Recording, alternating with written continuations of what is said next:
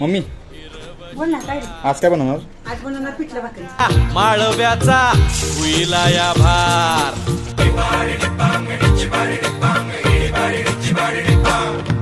काळी माती निळ पाणी हिरव शिवार, ताजा ताजा माळव्याचा हुईला या भार. ज्वानीच्या या मळ्यामंदी बिरतीच पाणी, बघायला कवतिक आलं नाही कुणी.